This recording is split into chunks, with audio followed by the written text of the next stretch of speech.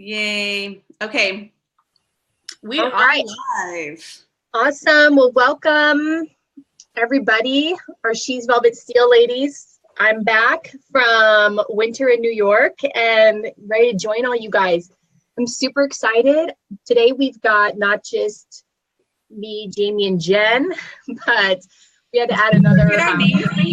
Yeah, right. I feel like we had to add another letter to the alphabet. So before we even start our exciting discussion today, talking about the holidays, Ben, why don't you introduce your friend that you brought on? I love it. So I'm so excited to have Christy Brinkley joining us. That's it. I was trying to think of who she looked like. That is so. Oh my gosh. Wow, I'm just so glad she took time out of her busy schedule. It's got to be super busy right now. But no, I am so excited to introduce you guys to Kathy Cotner. And Kathy and I have known each other for years. But let me just tell you, you're going to get to know her. But she is a breast cancer survivor. She is a mother of 5. And we were just talking about it before we went live. Her youngest is in college. She's got a grandbaby, one on the way. And so she's going to give us the tips of how you look 15 with 2 grandbabies.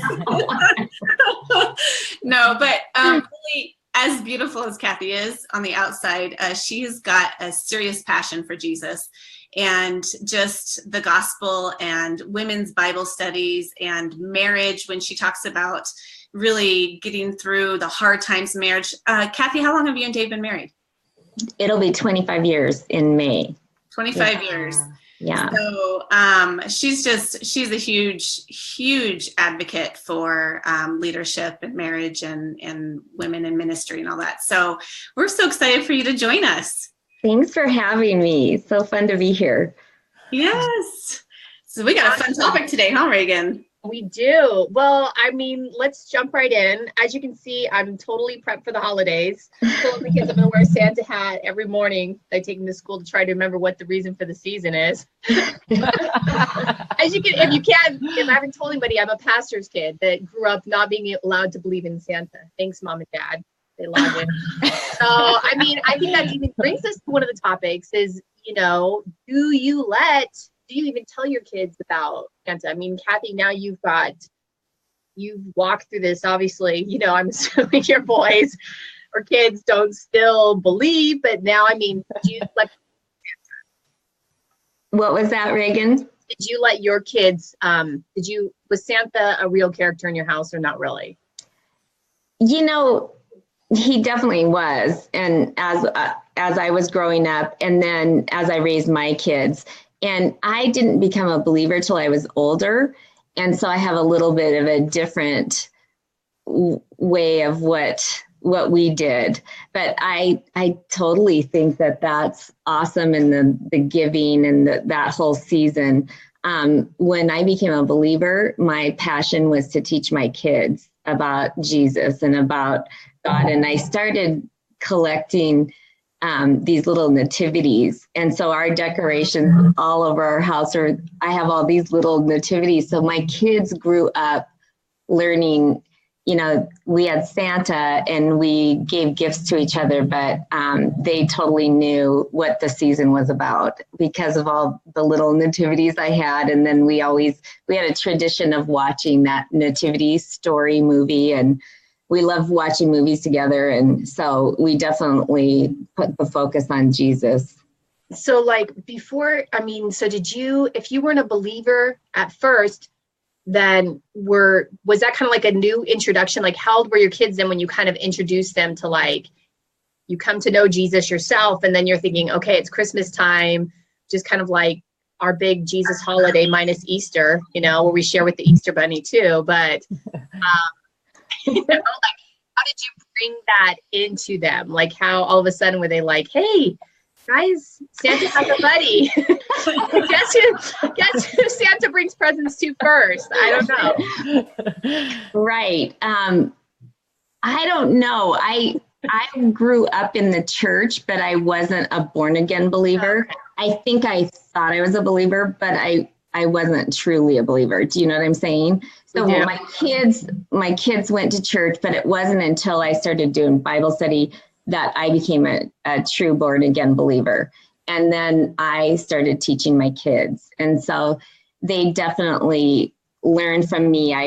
I really learned in depth about the gospel and taught them all about that. And that is, that's how you are born again, is when you believe in that. And then, Christmas became so much more about that. Jesus became live to all of us. And we still love the Christmas season and giving each other gifts. We have such a close family, and my mom raised us that way. And I feel like when I look back at my childhood, I feel like, you know how you have those things that your parents did, those traditions? We have such a huge opportunity as parents to start those in our family with our kids. And in the midst of it, you don't realize it. But now that my kids are adults, everything that I did with them is like a tradition. All the different times of year, the trips that we took. And I was that way too. Vacations. Eric Beeson, vacation. Yeah, right. I'll tag him right now. All Jamie wants for Christmas is a vacation alone. Send me to Disney, someone. My son gets to go Friday, but anyway, sorry, that's off topic. Thanks. Keep going. No, well, it's interesting. I mean, and you probably see it because you're looking back, but I mean, that's kind of even what we're talking about, like just some of the things that, like for me personally, like my parents, I grew up obviously in the church also as a pastor's kid, but I think it's back in the time where it was just like, you know, a lot more in the church. We just weren't believing in Jesus. I think because parents didn't want to confuse their kids, but I always grew up a little bit like disappointed, like, and secretly still believed in Santa, you know, just because I was like, I feel like you believe in Jesus, you believe in Santa, like they're all kind of connected. But now with my own kids, I feel like it's almost like flipped over a little bit, even sometimes a little bit in the church, that we're like so Santa driven, so holidays, Rudolph, that sometimes we're missing like the spirit of, like I asked my girls today, I said, well, why do we give Christmas presents? And one of them said, wasn't it because those 3 guys brought presents to Jesus, so now we bring presents? And I'm like, they're called the wise men. And this is my 11-year-old, okay? I don't know. I think it's interesting. I'm actually trying to come up with things myself to be like, how do I incorporate it, but not make it like I'm kind of, you know, shoving it down their throats, like making it fun, you know, celebrating Jesus and the season. I gotta be honest, you know, coming from the theme girl, there aren't a lot of really cool Jesus decorations when it comes to Christmas, you know? Like Santa's flashy, Santa's sparkly, Santa, you know, like the Christmas tree's lit up. Like I love the nativity. Now that is an area that's like becoming awesome. Like I feel like Costco's coming out with a cool one every year. There's some awesome nativities. There's a house around the corner in my neighborhood that has the coolest silhouette of it, and it's lit up behind the silhouette. Coolest nativity. I love it. Some of them, I just got to be honest, like the plastic half painted, like I'm like, I'm sorry. I want Jesus to be like the most rockin' thing ever, right? Not like an old rundown leftover. Now there's sentiment in old things. I'm not trying to like, you know, crap on people's nativities, but you know, let's be honest here. Like let's compare some of the Jesus decorations to the other, right? And here's the themey girl, like, I want to whoop it up here, you know? So I tell my kids, whose birthday is it? Whose birthday? Because I'm all about birthdays. You know this. You know, yesterday we had a fiesta and I'm like, that was half day. I deserve a 24 hours. So party resuming tonight. Anyway, that's a side note. But I do believe that about Jesus, right? Like this is his birthday.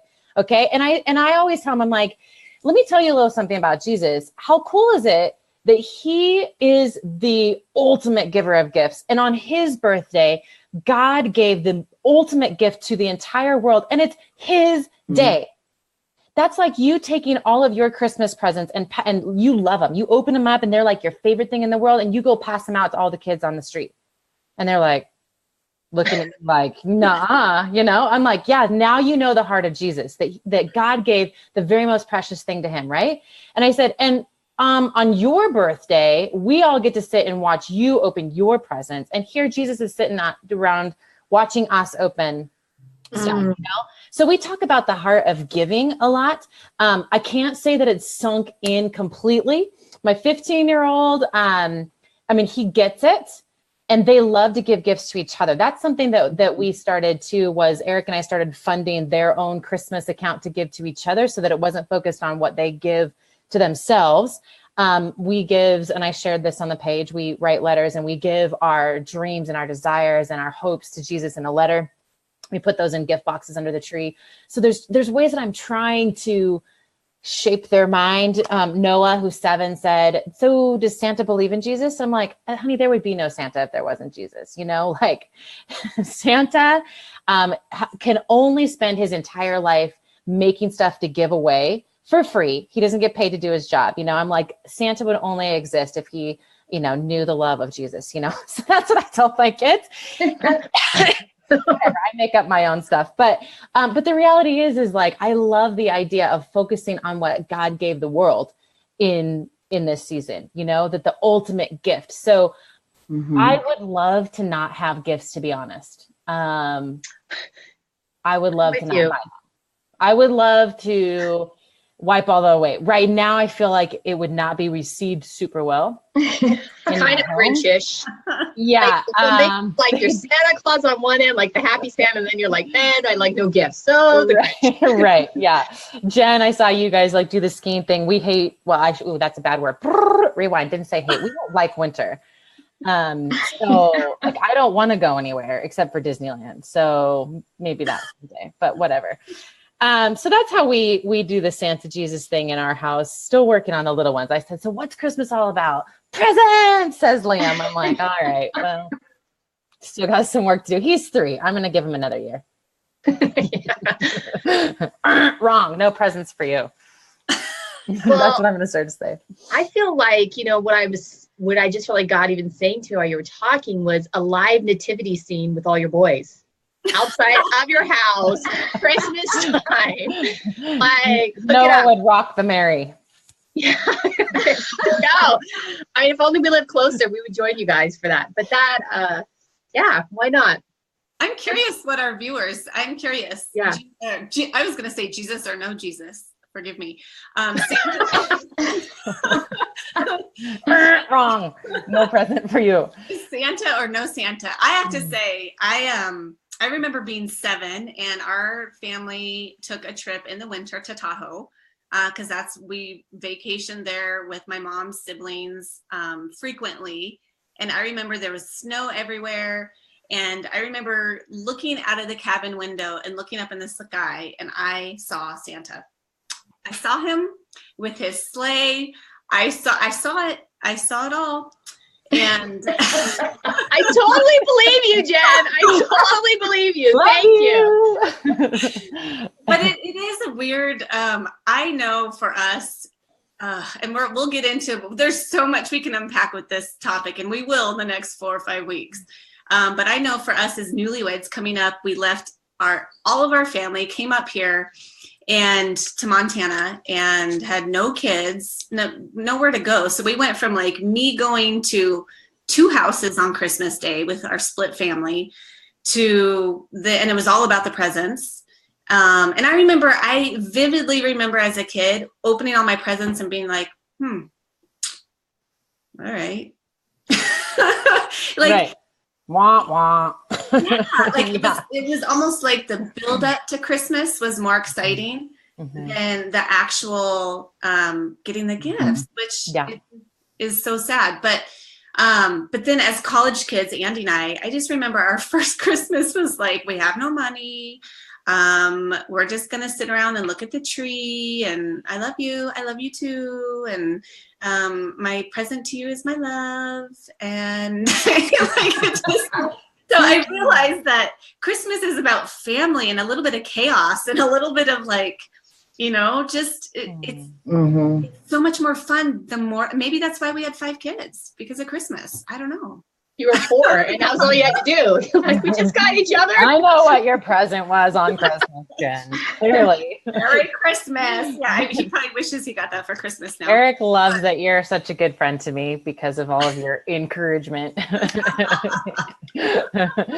Oh my gosh. No, you know what though? There's something really beautiful about that. And when you said, my kids asked me that the other day, they're like, why do you like this season? Because I started listening to Christmas music the week before Thanksgiving, because I call Thanksgiving Christmas kickoff.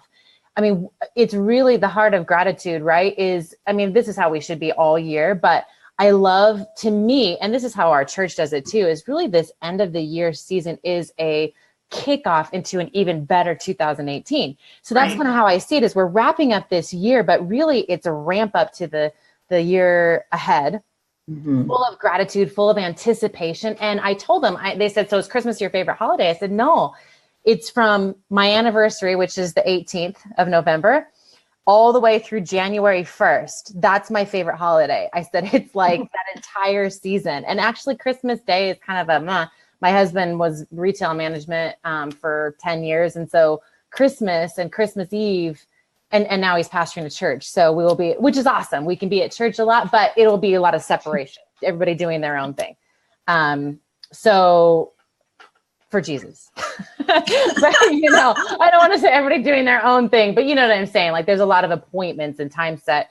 But retail he was gone a lot. So the days themselves don't matter, but really that's the heart of the holiday though, is that it's not just that, oh, we give on the 25th of December, or we love on the 24th at night, or we spend family time because there's a party. Right. Yeah, I think there's this kind of reinstallation of some joy and hope and peace that maybe we've kind of let drop out some holes in places. Right. And I feel like this is a chance for us to plug those holes and fill back up with renewal of hope and joy to go into the next season. So. And you have to be so intentional. I feel like every message on TV and radio and social media is buy this, buy that, buy this. And the kids are getting it. And it's like, what are we getting each other? What am I getting each other? Mm-hmm. And one of the things that we started with our kids is this rotating list. I mean, we could draw names, but we do like a rotating list where it's like Gregor gives to Selah gives to whatever. And, so on. And that's been really fun because this weekend it was like, instead of them taking the money they earned, helping put up lights, I paid my kids to hang up Christmas lights this year. You're gonna give them money somehow, so at least have them work to do. Exactly. I'm like, dude, I will give you $20 if you go throw some red lights on that bush out there. But that's what I love seeing that on that same note of giving, Jamie, is like, let's, instead of taking that $20 and being like, what do I want? I'm going to go buy this. Cause I feel like the kids are always thinking about what they want next. Is it a blow dart gun or an airsoft gun or knife or something like that? And yesterday Gregor was like, hey, I found what I wanted to get Selah. Mm-hmm. So he gave me the 20 and we ordered it on Amazon, and it just was cool because it was really tailored towards Selah. Like it was, she'll be so excited. So I love that. I love seeing the kids give to each other. Mm-hmm. And I love hunting down our Christmas tree, Reagan. Mine was in our garage in a white box. Yeah. It was hard to find it all. All right. Wow. No, Jen says she went out into the forest and cut down a tree. Yeah, you're a Montana girl. You don't do that? Yeah, I still need to remember that. Ryan asked me that the other day. My husband was like, you should do that because we have a fake tree because he's, frugal. I'd say she's frugal with that. And now I'm just like, I feel so like I'm just so sacrilegious every time I plug in those little things into that like straight deal, like fluff up the tree, girls. Like it seems crazy. The forest is pretty cheap. Yeah. Well, out here you'd be arrested, okay? California, we like our trees where they are. We pretty much fight. We chain ourselves to them. We're like, no, not this tree. But I was thinking even when Joe was talking, Kathy, maybe you'd have some more insight into this because I get a little frustrated with how selfish my kids do seem at this time of year because I'm so focused on the gratitude part. And my husband kind of made the comment to me. He's like, they're just a kid. Like, quit having the expectation that after you have these amazing talks, amazing analogies about how kids in other countries, they don't even ask what we're having for dinner. They just ask, what we eat today. Like, that's what I told my kids yesterday. Okay. So we can see, I'm like going basic. Okay. Like, but I mean, you've raised 5 kids. You're now like kind of on the other end. If you look back to the time, because a lot of our viewers that are watching, when we watch this, we have like young selfish kids that are still running around, that don't understand what things cost, that when we go out places, they're ordering whatever they think, and we're like, no, it's called dollar menu, people. The dollar, you've got $1, that's what we order. So looking back, what did you do when you were younger, or what would you say to like young moms right now, like kind of creating that gratitude, or what we want to get out of Christmas, but how do we make that happen, or how do we adjust our own expectations, I guess is what I'm Yeah, gosh, I don't know. We've always adopted a family for Christmas, and the kids partake in that and help shop for that family. And how did you find the family that you adopted? We did different ways, like through our church or through Bible study that I was in. We would find a family, and we usually just did one. And sometimes we couldn't actually give them the presents, but then other times we've brought the presents over. But the kids all helped in shopping for them. And so I guess I'm kind of like, I appreciate what Jen was saying about her kids draw names, because when you have 5 kids, and now I've got 3 kids that are married, so our family is just growing. So our kids draw names, but there's something about that whole process of thinking about what you want to give your sister or brother. Yep. And they put a lot of thought into it, and they want to get them something that they love. And that's an important thing, to raise our kids being thoughtful that way. And my kids also have been that way with the families we've adopted, as far as what would that child really love to have. And some of them, a lot of times it's clothes that they want. Like we've gotten, list of what they really need. But I think that's an important thing. And it's definitely a fun thing for everyone to partake in buying a gift. And then the sacrifice, the time it takes, and the money it costs, and all that, they're showing their siblings how much they love them. And so I don't know, I think the tradition of just adopting a family and doing that together as a family has been a good one. I love that. Yeah. I'll be honest with you, when we first got married, so we had one Christmas without children, and then the next Christmas we had the baby. And we didn't buy presents for the babies when they didn't know it was Christmas. I'm like, they need sippy cups. That's all that they need right now, or whatever. Like I'd give, and just let them. A cardboard box. Yeah, and they'd rip paper and they'd be all happy about it, right? But when they started we realized that Christmas, that now having a child, and I had quit teaching, there was more expense, and that was the first Christmas that Eric and I didn't. We're like, no buying presents for each other. And I'll be honest, I'm like, it's gonna ruin it. But you said it, Jen. I mean, because I like the idea too, Kathy, of buying something for him that he's been wanting for a long time or whatever. But I did notice then, as years passed and we added more children to the quiver, what I did notice is that the more, as we were able to get them some things, that excitement for me of finding the things for them, or being thoughtful, and maybe it was something that they totally forgot about, and they're like, oh, I can't believe you remembered. Like that for me was so fun. I think to then turn around and then show the kids that, with the adoptive family idea, or my kids do the name drawing thing too. And so they just picked out their names the other day, and they already talked to me. They love, number one, they love like working with so they know who's buying. We used to keep it a secret, but then that kind of turned into this bribery thing. And I'm like, all right, let's stop that. They were going to try and find out one way or another. So, but now they like work with each other, which is really cute. Like talk about what should we get Noah, and like, oh yeah, like good idea. I hear them having conversations like that. And so the idea of giving better than receiving sometimes that's a hard concept to buy into, literally. And even for adults, I was like, you know, but I love even the message at church yesterday. God's economy and the way that he works is so opposite to our culture. So it's a fight initially, but once we get them into traditions like this, where they experience it and they're like, gosh, I think that actually was more fun for me. I love when the boys are like, when are they going to open the present for me? And they're like antsy about it, like almost more antsy than when am I open my next one, right? They're like waiting for the brother to open. I love that. And then you are right on, Jamie. That's exactly it, is getting them to understand that it's giving something is so much more rewarding. And I loved the message yesterday too. Wow, that was amazing. And just how it makes you want to do more. You always receive so much back in return over and above what you've done for someone else. So that, I think that's a huge, cool thing to teach your kids as they're growing up. Yeah.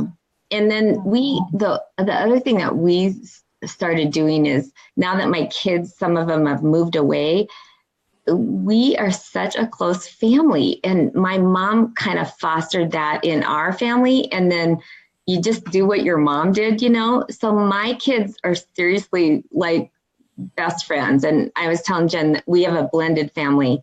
But my husband and I got married when our kids were so young. So they're like best friends, and they all come home for Christmas. And so it's such a time of family. And now that we have so many people, we go to this place called Sleeping Child that sleeps like, I don't know how many billion people, and we all can stay there together and we have Christmas together.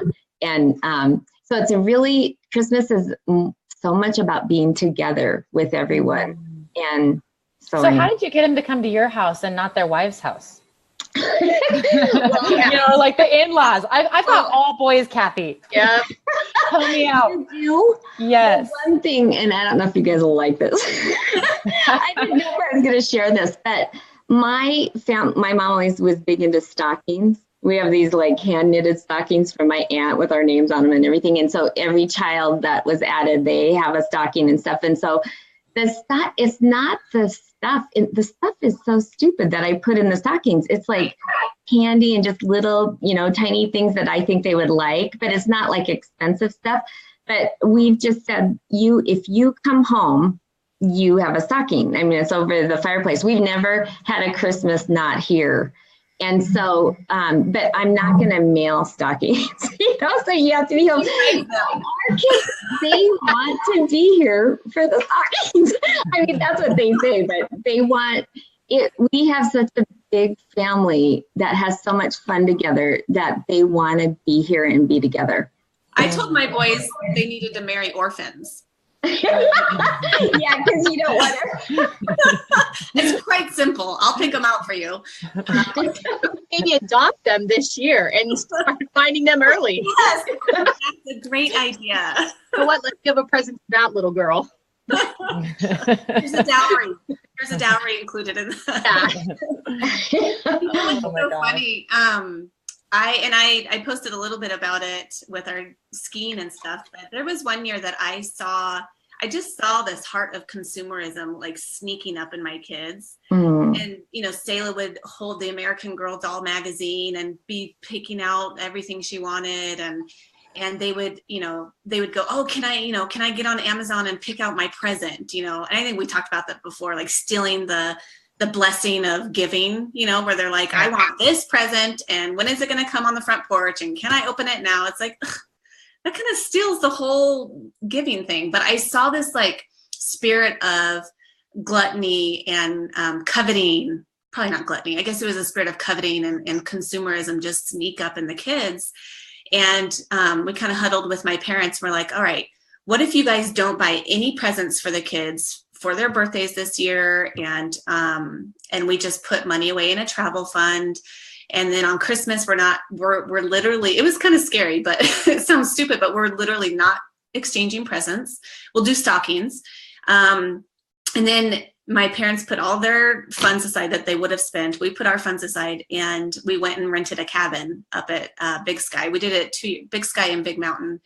And it was so fun. And to this day, the kids talk about how they woke up in this cabin and it had like a wood stove and we made crepes and we cooked and we went skiing and snowshoeing. And I don't even think they realized they didn't get presents. You know, they had stockings hanging.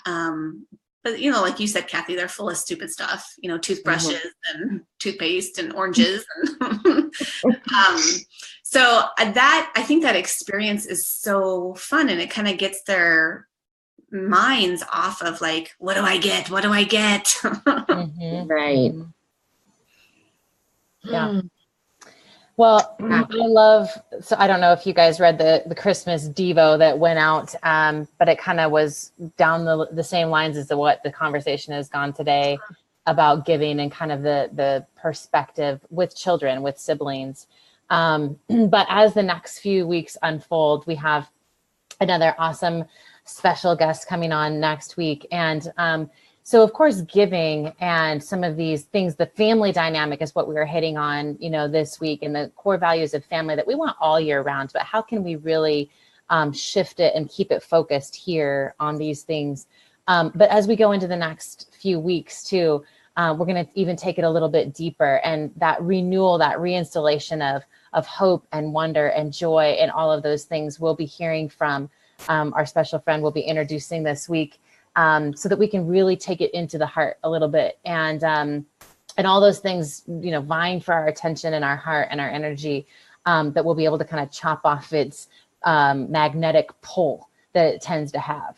Because the enemy knows. Good. I mean, it all the flashy lights and all the themey things, you know, all of the parties, the obligations, the to-dos, if he can get those things and keep those, or use those things to keep us from being with Jesus, he wins. You know what I'm saying? Like, he may not be able to get our soul, but if he can get our heart and our attention, he wins. And this season has that temptation and that pull. So I'm excited to go in the next few weeks, and really dig into the heart. As we like to do here, we like to get real and get right into what's sitting in there. And there's some coal in there sometimes. Let's just be honest, you know, like we've got some junk in there. So it's going to be a good time, you guys. I have to actually get off. I've got another appointment. But I just wanted to kind of wrap that up and tie it together. And, if you guys want to keep talking, you can. I just got to go. No, What you got, Reagan? And I'll put the link. So for these devotions, I'll put the link in the comments below, and let's continue to share this video. And I'd love to see hunting tree down, artificial tree lot, for one poll, Santa or no Santa, and make sure you get on that email list for the Heart and Holidays. Kathy, Yes. thank you. Thank you, Kathy. Thanks for having me, you guys. This was Will so you come fun. again? Will you come again? I would love to. I don't know if I have that much to offer. But Oh my God. Oh, yes, you do. That's why I want you back, okay?